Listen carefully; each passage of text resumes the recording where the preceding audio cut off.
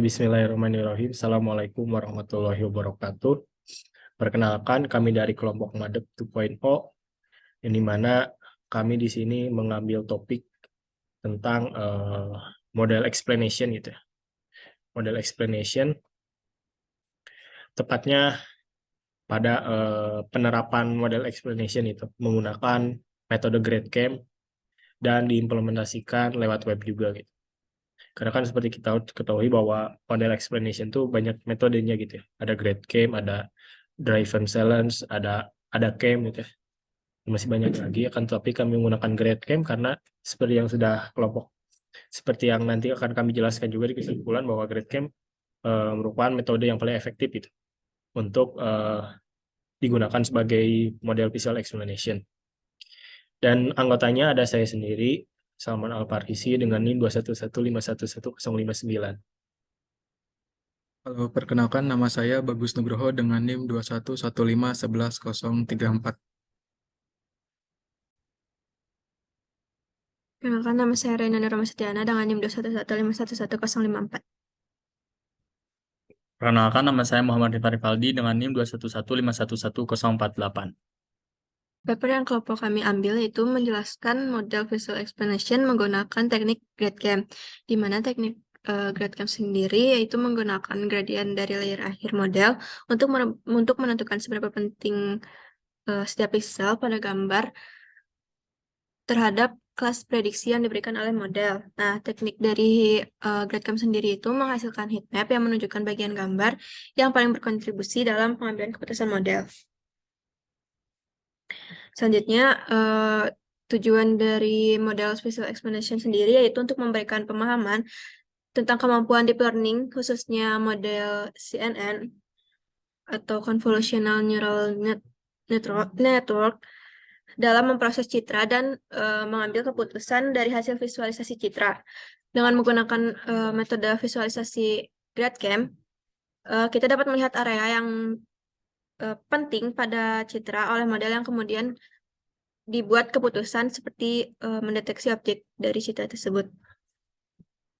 Seperti yang sudah disebutkan, metode yang digunakan itu adalah GradCamp atau GradCAM, yaitu Gradient Weight Class Activation Mapping, merupakan metode yang konsepnya menggunakan gradient target yang diklasifikasikan menjadi beberapa bagian dan diproses ke lapisan konvolusional terakhir untuk menghasilkan heatmap yang menyoroti wilayah penting bagian citra dan mendeteksi serta memprediksi objek pada citra tersebut. Untuk proses pengolahan citra digitalnya sendiri itu menggunakan metode yang dapat membantu dalam mendeteksi objek, di mana metodenya itu adalah GradCamp. Lalu selanjutnya adalah proses pengolahan citra digital, di mana pada paper yang kami ambil itu menggunakan algoritma deep learning CNN atau Convolutional Neural Network, yaitu dengan beberapa step yang dimana citra tersebut dipecah menjadi bagian-bagian kecil, lalu dimasukkan ke small neural network agar objek-objek yang ada pada citra tersebut dapat dikenali. Ketika citra sudah dibagi menjadi bagian-bagian kecil dan sudah disimpan ke bagian small neural network, maka gambar-gambar tersebut disimpan dalam array baru, di mana yang array tersebut itu ukurannya masih dalam bentuk besar. Nah, agar bentuk ukuran arraynya bisa lebih kecil, maka dilakukan downsampling. Nah, selanjutnya dibuat prediksi untuk menentukan objek berdasarkan klasifikasi atau pengelompokan. Untuk selanjutnya itu ada proses deep learning ya, mana proses ini terdapat pada GradCamp yang diawali dengan menginputkan citra pada sistem. Setelah itu akan ada praproses pada citra seperti normalisasi pixel, penyesuaian ukuran atau penyesuaian ekstensi file, dan lain-lainnya yang tergantung sesuai dengan kebutuhan. Setelah itu, Convolutional Neural Network atau CNN yang telah dilengkapi dataset yang telah di-training akan mulai mengidentifikasi objek. Nah, pada layer terakhir CNN akan dilakukan perhitungan gradien terhadap bobot kelas yang dipilih. Nah, ini melibatkan perhitungan gradien dari bobot kelas terhadap aktivitas lapisan konvolusi tersebut gitu. Namun, apabila sebelumnya tidak diinputkan kelas yang diinginkan alias random atau acak, maka gradien akan diatur ke 0. Nah, berikutnya adalah beberapa langkah terakhir.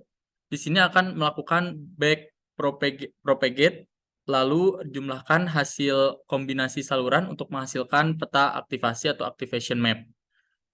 Setelah itu, untuk activation map ini merupakan representasi visual dari bagian penting dalam citra yang berkontribusi terhadap kelas yang dipilih. Dan terakhir itu memvisualisasikan peta aktivasi GradCam-nya pada citra hasilnya. Biasanya peta aktivasi ditampilkan sebagai heatmap yang menyoroti bagian-bagian penting dalam citra yang relevan dengan objek yang ingin dideteksi. Nah, untuk modifikasi dari kelompok kami sendiri terdapat 2 ya. Yang pertama itu real time kamera, jadi ya lifetime gitu. Dan yang kedua itu berbasis web. Lalu untuk kesimpulannya ya dalam beberapa tes untuk hasil yang paling optimal ya tadi gitu metode GradCam ya yang konsisten dengan prediksinya. Metode ini menggunakan gradien dari layer akhir sesuai dengan yang tadi dijelaskan untuk menentukan seberapa penting setiap pixel pada gambar terhadap kelas prediksi yang diberikan oleh model. Dengan demikian, deep learning memberikan kemampuan model untuk mendeteksi objek-objek penting pada gambar, sedangkan GradCam memberikan alat untuk memahami dan memvisualisasi fitur-fitur tersebut. Nah, mungkin untuk selanjutnya demo. Untuk demo, dimana untuk di pengimplementasian ini seperti yang sudah teman saya jelaskan, bahwa kami mengimplementasikannya melalui Streamlit, pengimplementasian melalui Streamlit, dan menambahkan fitur live cam, capture live cam. Nah, untuk Streamlit ini, untuk awal-awal kan kelompok kami itu ini ya sedikit kesulitan gitu karena dari GPU-nya itu nggak support itu, kudanya nggak kebaca terus. Jadi kami menggunakan cara yang dimana kami menggunakan Collapse, tapi Collapse ini bisa kami run di Streamlit. Karena pakai Collapse, maka kami pakai GPU dari Google-nya itu sendiri. Oke. Nah, ini untuk ininya ya.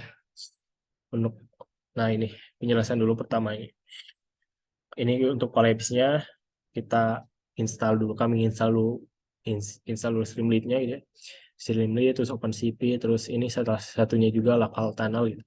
Local tunnel itu buat apa? Nah, itu buat yang nyambungin dari integrate Collapse ke Streamlit-nya gitu. Nah, ini salah satu lagi yang nggak kalah penting ya, gimana kami mengambil source code-nya tuh langsung dari GitHub gitu ya, yang udah ada di GitHub. Terus ini juga kami menginstal beberapa library-nya, dan ini nge-get IP, yang dimana IP ini buat ngejalanin si Collapse-nya gitu di Streamlit. Nah, ini setelah ini ini udah ada juga ya, ini yang sudah di-download ataupun di-clone dari GitHub-nya gitu. GitHub-nya GradCam Modification gitu. Ini sudah ada aset-asetnya, ada page-nya gitu. Ini kita langsung aja ke Streamlit-nya gimana? Nah, ini ada page beranda gitu ya, nama kelompok sama nama-nama anggotanya. Lalu di sini ada sedikit demonya gitu ataupun contoh penggunaannya gitu.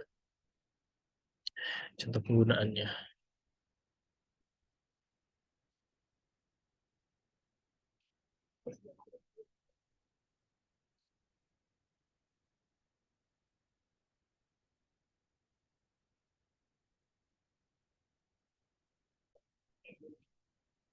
Ada contoh penggunaannya ya. Kita balik lagi ke codingannya. Nah, ini untuk codingannya. Codingan untuk menampilkannya ada di sini. Nah, Pertama-tama kami mengimport beberapa library-nya gitu ya, library-nya, terus nge-define fungsi-fungsinya dan ditambahkan kelas-kelasnya gitu. Lalu setelah itu di sini ada langsung gitu ya, fungsi SoGradCamp untuk menampilkan hasilnya. Nah, ini untuk target kelasnya ada si outputnya, ada yang kita targetkan buat, ada yang pakai target kelas, ada yang enggak. Nah, kita coba langsung set di contoh penggunaan.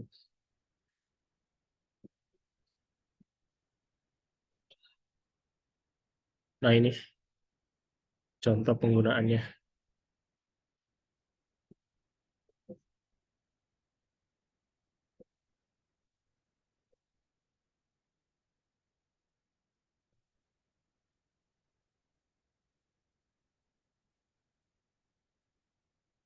Balik dulu ke, nah ini foto yang terakhir nggak pakai target kelas ya. Oh ya, ini target kelasnya kita bawa dari GitHub, ataupun dari dataset dan data training yang sudah persiapkan itu di paper yang kami ambil gitu, yang kami ambil. Nah, ini ada hasilnya gitu ya. Hasilnya yang dimana untuk dua foto pertama itu menargetkan kelas. Nah, di sini menargetkan folding chair, maka si heat map-nya akan terkumpul gitu di kursi belakang ini. Ini juga ada rankingnya gitu, ranking berdasarkan kemiripan itu.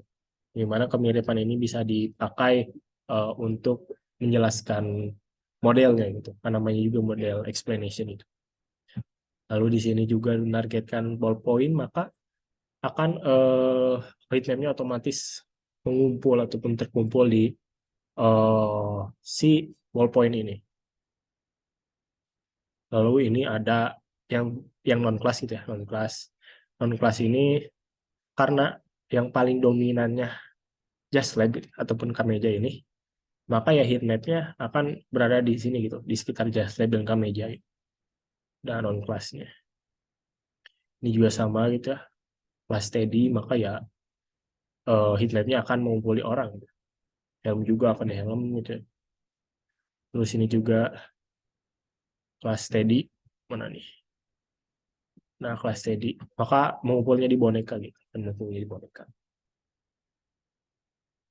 Oke.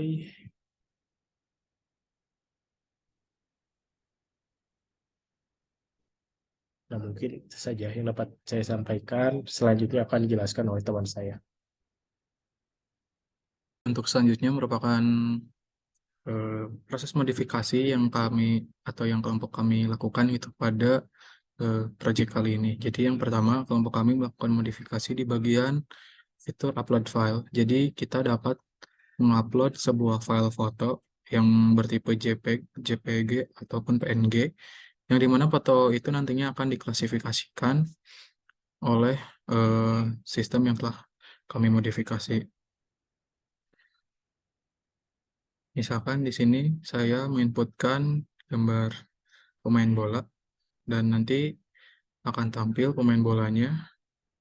Nah, target kelas yang sistem tentukan untuk foto ini adalah soccer ball. Nantinya gambar ini akan dikonversi ke beberapa image-image lain. Akan dilakukan mapping menggunakan heat map sehingga ketahuan gitu. Foto ini nantinya bakal masuk ke kelas mana aja. Nah, di sini kita dapat melihat target kelasnya itu soccer ball. Kemudian dalam sistem ini terdapat 5 ranking teratas. Yang pertama yaitu soccer ball, yang kedua rugby ball, yang ketiga football helmet, yang keempat baseball, dan yang kelima volleyball. Nah, ini tuh jadi sistem itu mendeteksi bahwa gambar ini hampir mendekati ke kelas-kelas ini gitu. Ini untuk modifikasi yang pertama.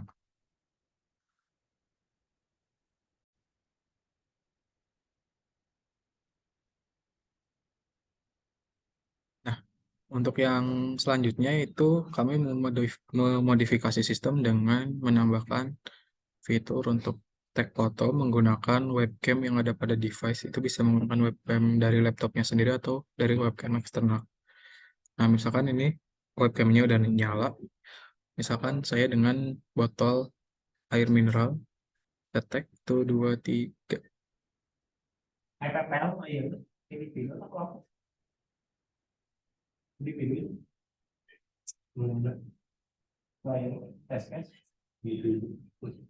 Nah, nantinya sistem akan memproses. Nah, foto yang tadi di tag udah ada di sini. Dan ternyata sistem mendeteksi bahwa benar target kelasnya itu water bottle atau botol air gitu ya. Kita juga dapat melihat ranking 1 sampai ranking 5 dari klasifikasinya. Yang pertama ada water bottle, kemudian ada pop bottle, terus ada bottle. Kemudian ada hairspray, ada ice lolly atau lollipop. Kemudian untuk rank terakhir ada water jug. Nah, mungkin itu untuk modifikasi dari kelompok kami. Itu saja yang dapat kelompok kami sampaikan. Mohon maaf apabila ada kesalahan dalam penuturan kata ataupun dalam ucapan. Assalamualaikum warahmatullahi wabarakatuh.